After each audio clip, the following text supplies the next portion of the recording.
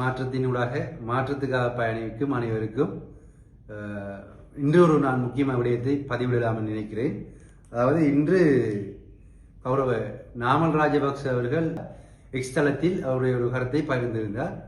கடந்த 7 தினங்களுக்கு முன்பு கிளிநொச்சியைச் சேர்ந்த ஒரு ரேப்பாளர் கலைஞர் ஒருவரை பயங்கரவாத அதாவது PTA மூலம் கைது செய்யப்பட்டு தற்போது விளக்கமறியலில் வைக்கப்பட்டுள்ள அந்த பாடகருக்காக வேண்டி அவர் நாமல் ராஜபக்ச அவர்கள் அந்த கருத்தை வெளியிட்டிருந்தார். அதாவது நாமல் ராஜபக்ச அவர்கள் அந்த எக்ஸ் தளத்தில் விவரமாக குறிப்பிடுகிறார்.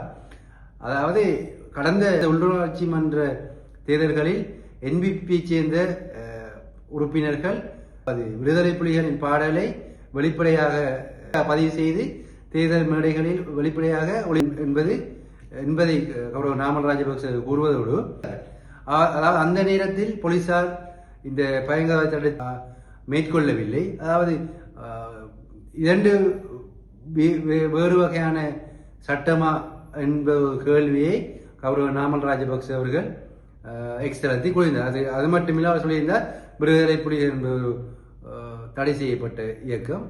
அந்த அடிப்படையில் அந்த இளைஞனுக்கு 14 நாட்கள் விளக்கமறியல் வைக்கப்பட்டது போன்று அந்த இளைஞர் ரப்பாளர் இளைஞன் அந்த பாடலை பாடியதற்காக அந்த இளைஞன் PTA மூலம் கைது செய்யப்பட்டால், அதுபோன்று உள்ளூராட்சி மன்ற தேர்தல் காலங்களில் NBPயை சேர்ந்த உறுப்பினர்கள் தேர்தல் மேடைகளில் விடுதலை புலிகளின் பாடல்களை ஒளிபெருக்கி இருந்தது என்பதும் அக்காலகட்டத்தில் யாழ் மாவட்டத்தைச் சேர்ந்த பாராளுமன்ற உறுப்பினர்களும் வெளிப்படையாக அவர்களுடைய சமூக வலைத்தளங்களில் பதிவிட்டதாகவும் கௌரவ நாமல் ராஜபக்ச அவர்கள் எக்ஸ் தளத்தில் வழங்கியிருக்கிறார். ஆகவே யாழ்ப்பாணத்தை வடகிழக்கில் உள்ள மக்கள் அரசாங்கத்துக்கு பாரிய ஒரு வாக்கை வழங்கியது தேவைக்காக பயன்படுத்தி இருக்கிறார்களா அரசாங்கம் என்பதை மக்கள் அறிந்து கொள்ள வேண்டும். இளைஞன் கைது செய்யப்பட்டு விளக்கமறியலில் வைக்கப்பட்டுள்ளார்.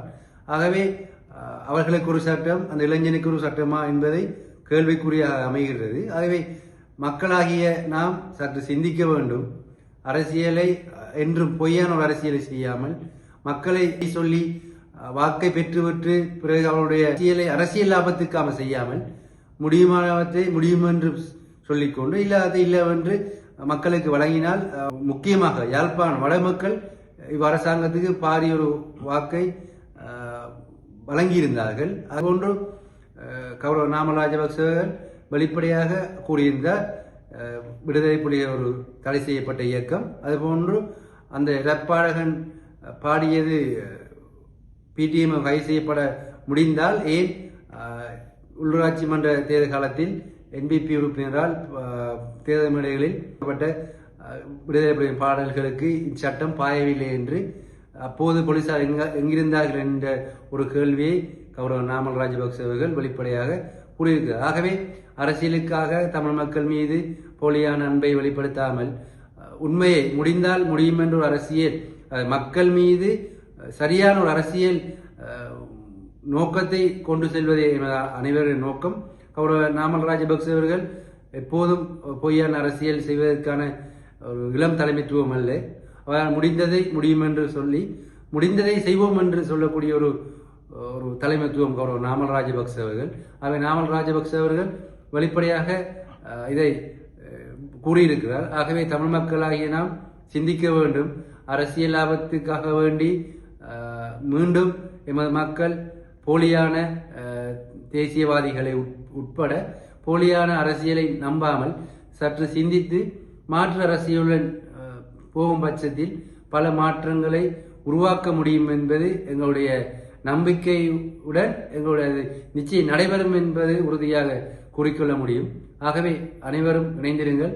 மீண்டும் சந்திப்போம். நன்றி.